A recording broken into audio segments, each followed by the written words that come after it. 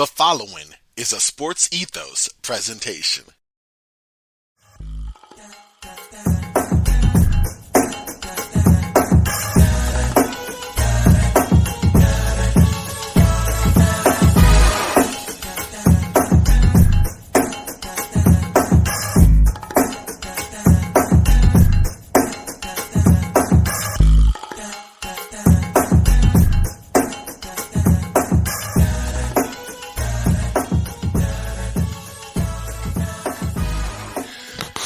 Yo, welcome to another episode of Roundball Ramble. I'm your host, Corbin Ford. You can follow me on Twitter at CorbinNBA. This is, as the intro says, the Sports Ethos presentation. So check out Sports Ethos on Twitter at Sports Ethos, online, sportsethos.com. Basketball, football, baseball, fantasy, all of that you want if they have it. Make sure to check them out there. We, of course, focus on the round ball, specifically the Oklahoma City Thunder, and I am super thrilled, super pumped to have a very special guest. If you follow basketball, you know him from The Athletic, Down to Dunk, OKC Dream Team, all of that. Andrew Schlect. You can follow him on Twitter if you haven't been already at Andrew K. Schlect. Andrew, how you doing, man? I'm good, Corbin. How are you? Thanks for having me. Oh man, of course. I appreciate it. I'm good. I'm doing just fine. It's funny having you on because basketball-wise, big basketball fan obviously, but my favorite team is the Lakers, right? But Okay. Yeah. I've been a Russ fan for 12 years now.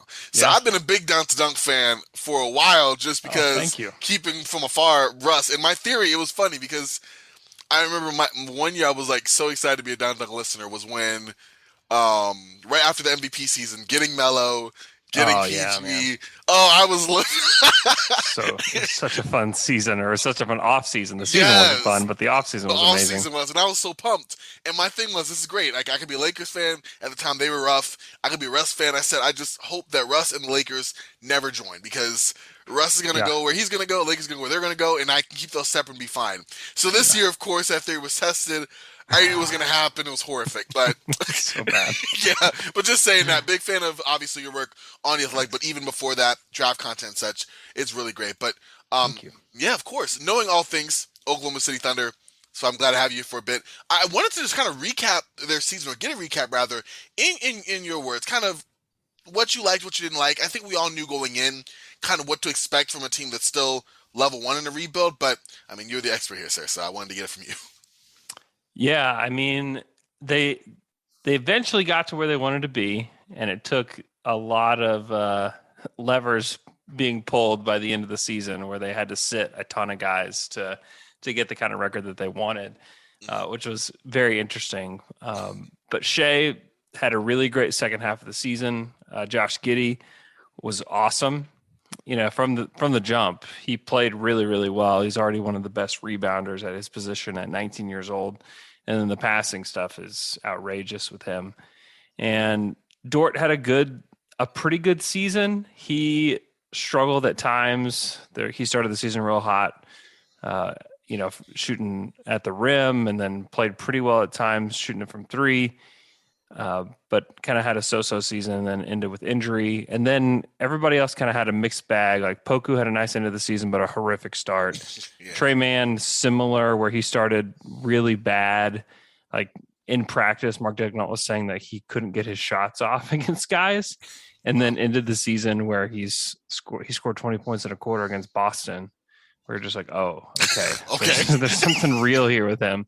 And then, I mean, it's really just a bunch of other guys that are just trying to make it in the NBA, man. I mean, they rostered 26 total guys this season. And a lot of that was toward the end of the season where they were bringing in Jalen Horde for no one thought they didn't think they had enough guys for a game, and they just signed Jalen Horde. And he came in and played. Like Melvin Frazier was on a 2-8 in the season. Xavier Simpson had a hot minute with the Thunder. Just another tanking year for the Thunder where they're trying to get the best draft position possible.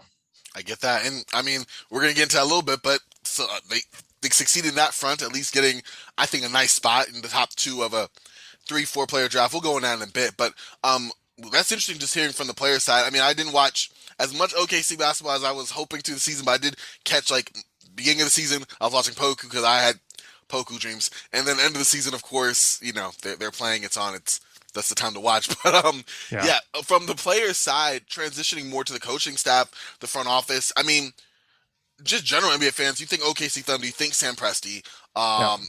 all the picks. Like, these are just general buzzwords that come with the Thunder. But even with the coaching of Mike Dagenott, like, what are your thoughts on the coaching staff? And I guess to a lesser extent, I know you've talked about it plenty, but of the front office and the direction that they're obviously taking the Thunder. Yeah. As far as the front office goes, this is going to be a slow rebuild. That's what they want. They want this to take some time just because they want to stack as many blue chip prospects on this team as possible. So some people feel like the rebuild could be over after this draft if they get the right players. I tend to believe that they're going to try to extend the rebuild at least another year, would be my guess. And then as far as the coaching staff goes, it's mostly a pretty young staff. There's a couple former Thunder players on the staff, which is kind of cool. Eric Maynard being the one that people probably know best, joined the staff from the Blue the previous season. And then Mark is a really interesting NBA coach. I think he's really good. I think he really connects with the players. He's really young. I think he's only 37 years old. Wow. He's the same age as like Chris Paul. So, and he's a great guy. A lot of people just really like him. I really personally like him. I've gotten to know him a little bit, and I think he's an incredible person, and he cares about development maybe more than any other coach I've ever seen. Like, he wakes up and just thinking about development every single day. And so he's perfect for this stage of the rebuild. And some moments from him that I just found funny is like, after games, he always kind of looks to see what the other coach wants to do. If they just want to wave after the game's over, they'll just wave. But there were times where like Jason Kidd came over, Chauncey Billups came over, and we talked to him about that after the game. And he's like, listen, like, those guys are like future Hall of Fame players if they're not already in the Hall of Fame. I'm just a guy, I mean, Mark's story is so fascinating, and I've been begging the Thunder to let me have him on a podcast just to talk about his story. Yeah. Because he had this job lined up to be a professor before he got the head coach of the Blue job. Like, he was just going to go be a teacher at the University of Florida. Okay. And Sam Presti calls him and offers him the Blue job. And he and his wife moved to Oklahoma City, and he takes the Blue job, and he was the head coach for the Blue for several years before he was brought up as an assistant coach and then eventually the head coach. Wow. So it's just really interesting, the crossroads that he had, where it's just like one phone call and somehow he goes down this road where he's a millionaire basketball coach. That is crazy. So it's fascinating. Like, I love Mark. I love his story. I love his passion. And I love getting to watch him coach up close, because the media seats for the Thunder, we get to sit down on the court basically. Oh, snap. And it's so much fun just watching him coach these young guys. That is cool. I'm a sucker for a story anyway. I think always from like, everyone just sees point B and it's like, okay, but how do they get there? And that in between part is so interesting. I did not know that. So like, I'm like, oh, okay. Rising, I knew the Blue assistant coach didn't even know, like, a teacher that we would never have heard of. Didn't play college basketball. Whoa. Was a manager for his team in college. So just there's probably very, very few NBA coaches that didn't even play college ball. Yeah, yeah. So that is wild. What is like you said, what a story. Yeah. But going from that more, I guess, the season that was, and now we're right in the thick of the offseason. I love how truncated it is, but I'm sure it's busy for everyone, including yourself. So, like, looking at OKC, season's over. They secured the second pick of the draft, among many others here. But looking at, and this is a question I'm always interested in from people who, like, I'd say seriously analyze it, but what is your philosophy personally on, like, best player available versus team need? And I think that the OKC Thunder are a perfect, test case for this, because, right now you're going to get one of Paolo Banchero, Chet Holmgren, or Jabari Smith. Obviously, who the best player is kind of goes from draft expert to draft expert all around, but also in the OKC Thunder, a team that outside of maybe guards, you I guess is a need, I would say. Yeah. Kind of what is your personal philosophy on that in general, and then how would you apply it to this specific class for OKC? Yeah, I think that you always go best player available. Okay. Now with this class, it's really interesting because I think the top three are pretty close. And so then you have to examine number one, like who are these guys personally and how would they fit in our market? Because if you're like the Lakers or the Knicks or whoever, you can feel pretty good about taking anybody and they'll probably want to stick around. The Thunder really have to be careful about the kind of person that they draft because if they get somebody that is itching for something bigger than Oklahoma City, it's a humble place. We the Thunder are beloved here. If you want some place where you can go play basketball, be one of the richest people in the city, you can live wherever you want. You can live the highest life possible in Oklahoma City. If you're making $1 million in Oklahoma City, man, you are a king here. Wow.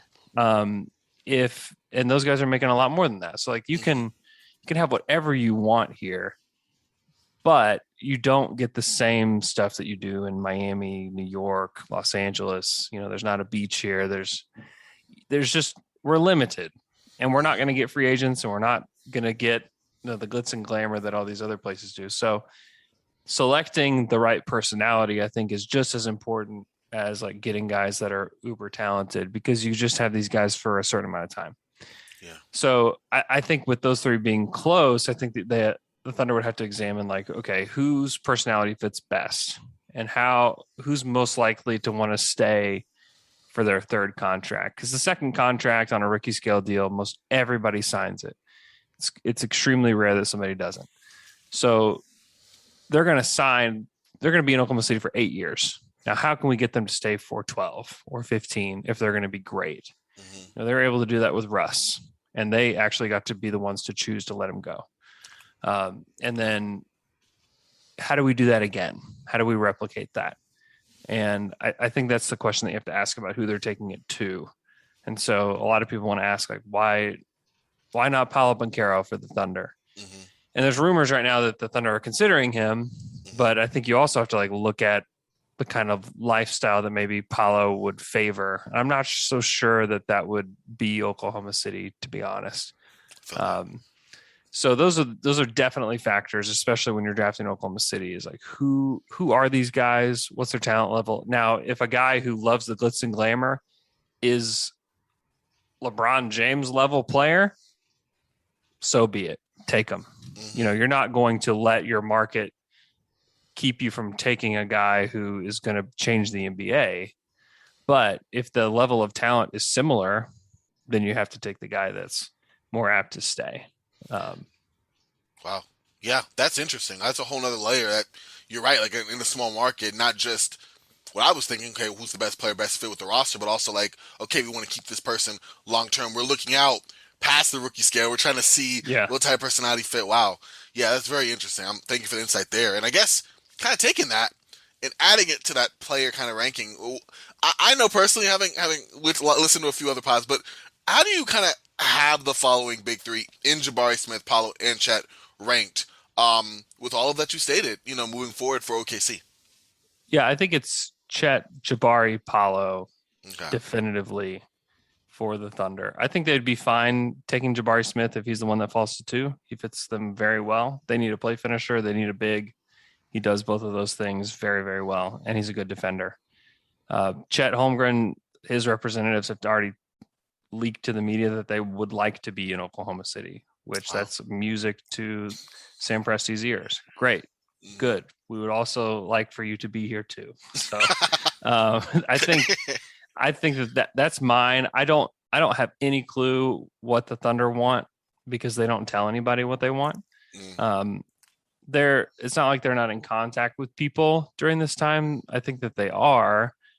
However, they're not telling anybody what they're doing. So if you hear about, the Thunder love this or the Thunder want that, you just have to be super careful about what you believe and what you don't.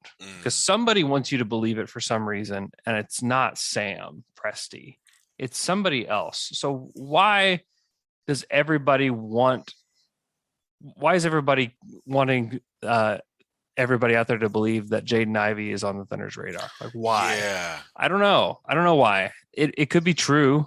I'm not saying that it's not true, but somebody really wants everybody to know that Jaden Ivey is wanted in Oklahoma City. And that is interesting.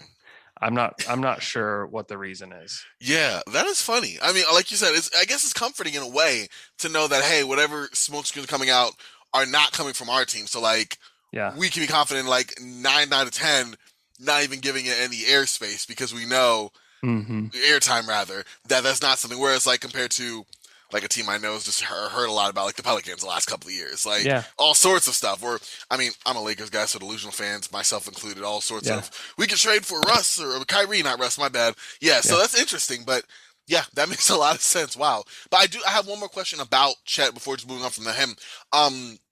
He's your ideal fit. Is that more, I guess, from what he provides on the defensive end of the floor, how would you see him offensively kind of adding value more than maybe like a trail big shooting a three? I know he's a great finisher, but I mean, I've seen concerns and have some similar about like the half court game, and kind of how he blends in there. But you've, I'm sure, watched a lot more and know intimately like the potential fit with the Thunder. So kind of how do you see that going or project possibly his play there? Yeah, I mean, Chet in a more like spaced out, wide open offense that involves one of like the best passers in the league and Josh Giddey at 6'8", and then Shea, who's just got a ton of gravity in himself, who's going to, I mean, he led the league in drives last year, and the bigs he was playing with was like JRE and Muscala and Derek Favors, add an actual legitimate threat to finish at the rim, who will shoot the three. He will shoot mid-range jumpers too, and can help lead the break. I think it helps. The Thunder are going to not be a good half-court offense next year, no matter what. They don't have enough shooting on the roster. I don't think there's anything that they can do between now and the start of the season to fix that. They could draft AJ Griffin. That's not going to be enough. They're going to have to build a team that makes more sense around these guys, and I don't think they're going to do it this year. I think they may do it next summer, where they start to add pieces that make more sense.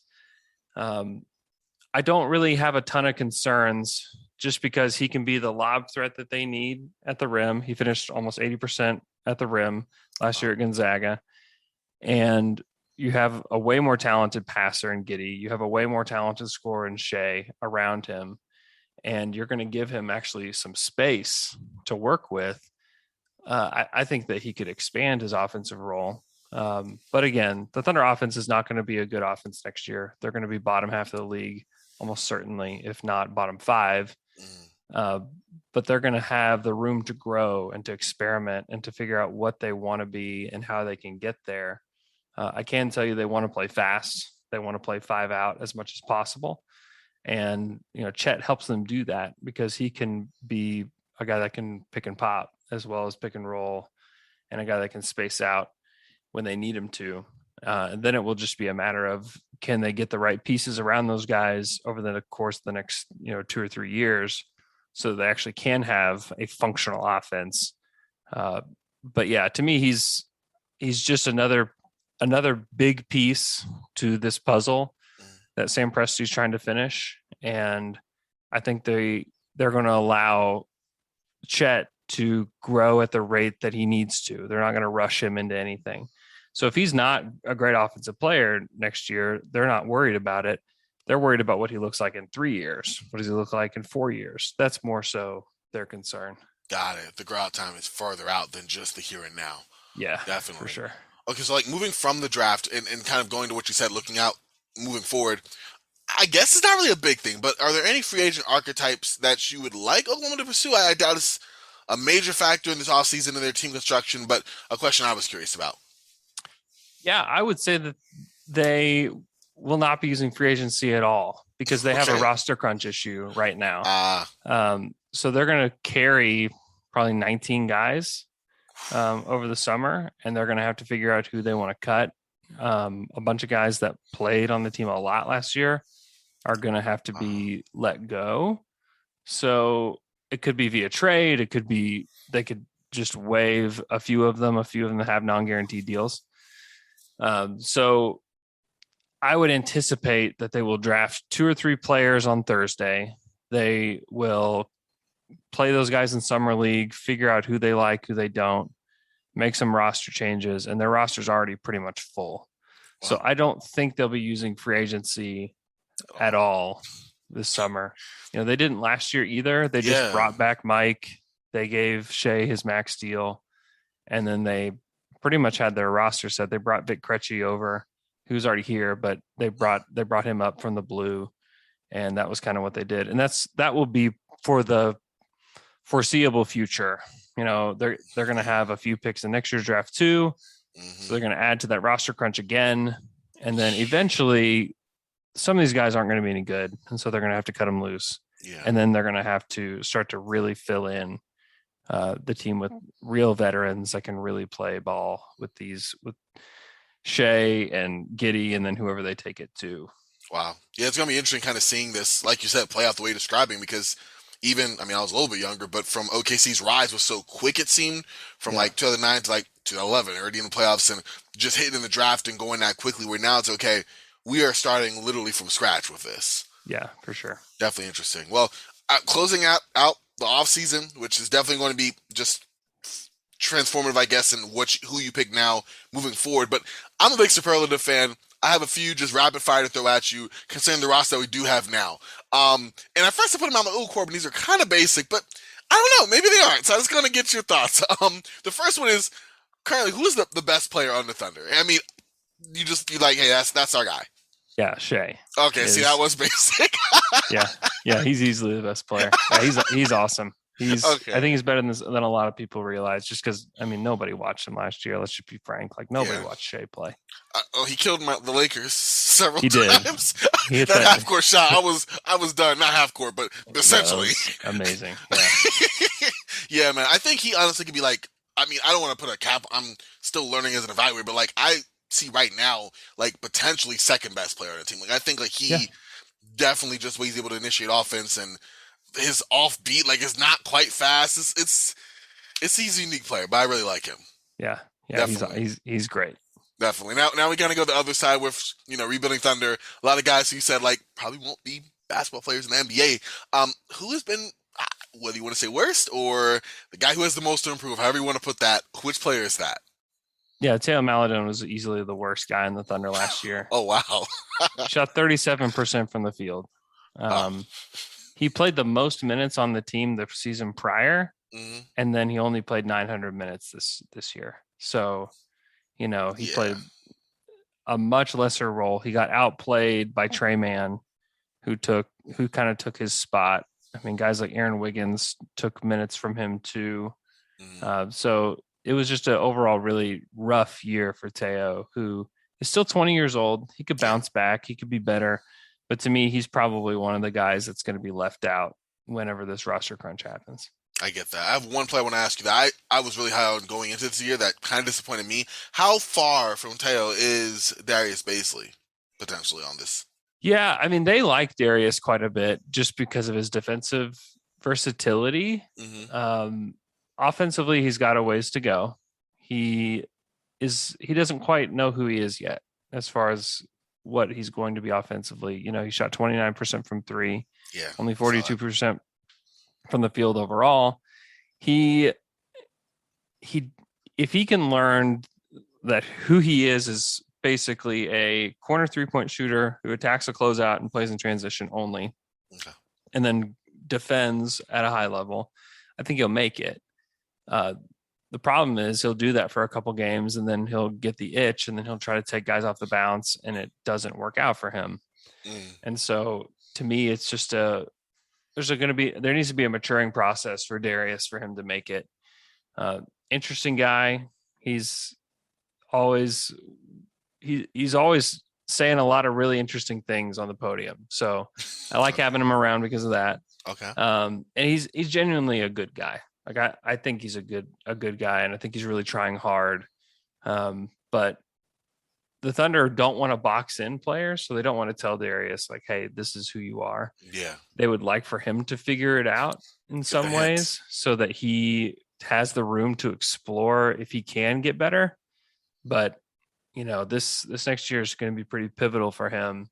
And he could be a part of that roster crunch too if he doesn't make. I mean, he's got to just be at least like a 35% 3-point shooter. If he's not, Yeah. there's just not a whole lot of reasons to keep him around, to be honest. Yeah, I get that. Stretch big if you can't stretch, I Yeah. definitely understand that. Got a lot of young players. I guess Shea could potentially be that, but the highest potential, as of right now, who do you like? Yeah, I think it is Shea. Okay. I think that he can be in the same tier as like Donovan Mitchell and players like that. Which Donovan's like the best player on his team. Yeah. Now they did never make it to a conference finals, but I think he could be in that class of player. Okay. And then Poku still has the ceiling of the best player to ever play the game. So you just never know.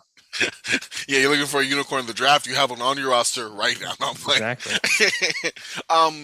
As with the team that has a lot of young players, just a rebuilding team, a lot of guys are potentially slept on. Who do you think doesn't get like enough eyes, attention, words, like, just among any category you're playing? Yeah, I would probably say Josh Giddey he got some shine during the season, especially the way he played in New York. But you hit the off season, like more people are talking about Lou Dort, potentially because of his contract. A lot of people talk about Shea. I think people forget how good Josh was during the season.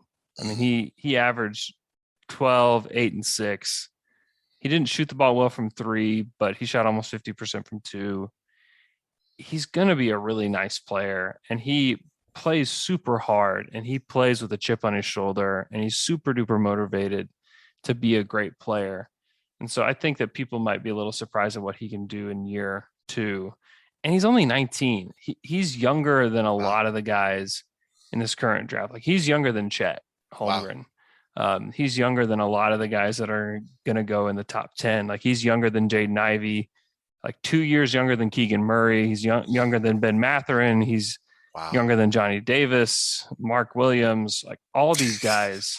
He's a lot younger than all these guys. So just imagine what he would look like if he were coming into this draft. I think that he would probably go in the top 10 in this draft too. And he's already had a year of experience and a year to be a pro, and he's going to have an entire summer to get better. And I have no doubt that he's going to put the work in. So I know that he's somebody that definitely fell off the radar because of the injury at the end of the season, but I think people may be surprised at what they see from Josh at the beginning of next season. Okay. Wow. Yeah, I'm about to say, it looks like a second-year jump is in play for Giddey for sure. And then just in the superlatives, who is the no, yes player? I interpret that as you like, but we all know one of those guys. Yeah, it's Lou Dort for sure. Okay. He took 7.7 threes per game last year. Whoa. I mean, that's crazy. I mean, he shot 33%. There was a point in the season where he was shooting over 40%, and that fell off quite a bit afterwards. But yeah, he's willing to take whatever shot he is. I mean, he takes big risks on defense too. I mean, there was the game where he stripped De'Aaron Fox with 5 seconds to go. They're down 1, stripped the ball from De'Aaron Fox, took it coast to coast, and made a layup to win the game. Wow. I mean, he's just, and Mark always talks about him like I'm trying to remember how he phrases it.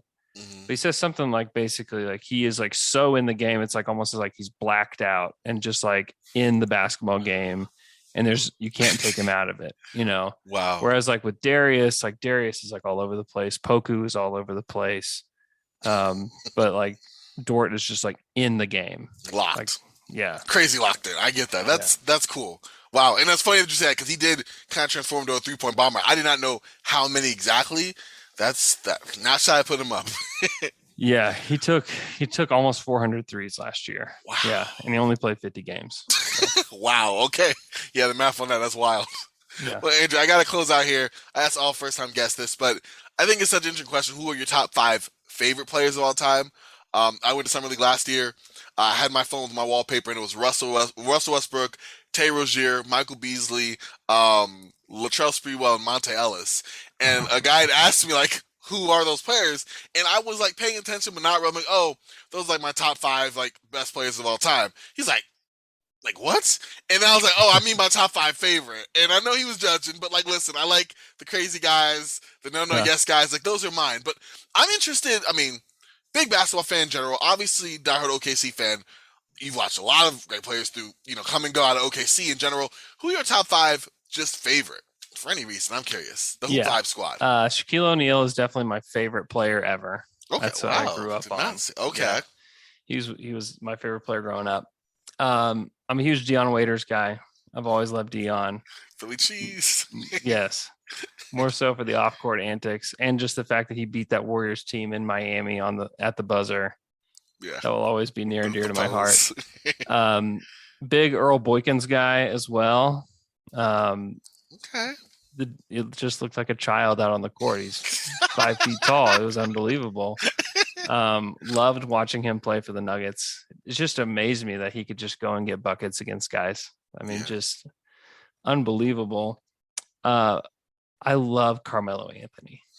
I was always a big Melo guy. When he came to Oklahoma City, I was so excited. And he still to this day is the coolest person I've ever been in the room with. Like, he's easily the coolest guy. And he's cool because he makes you think that you're cool too when you're talking to him. Russ makes you think like you're a pile of dirt.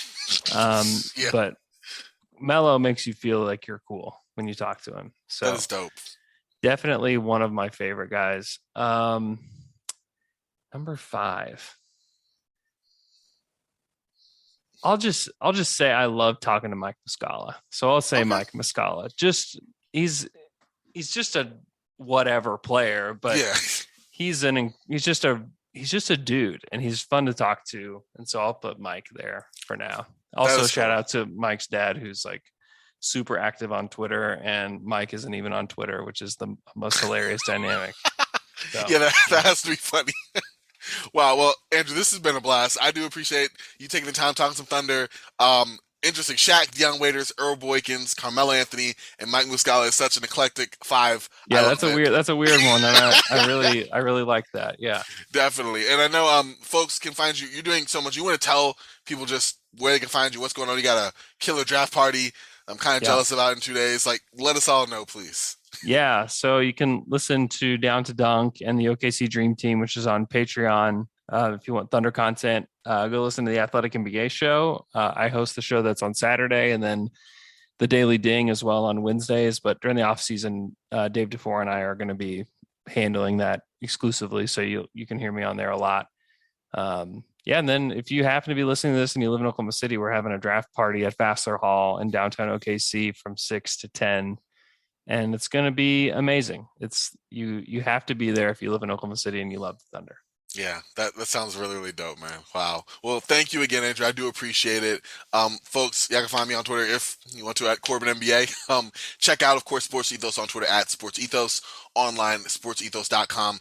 We got to go. We got some more great stuff coming up this week. The draft is here. Time you listen to this, so it's really going to be dope.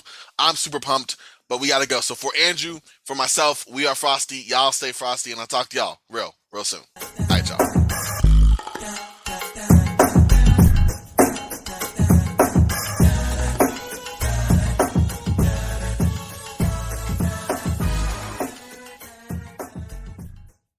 This has been a Sports Ethos presentation.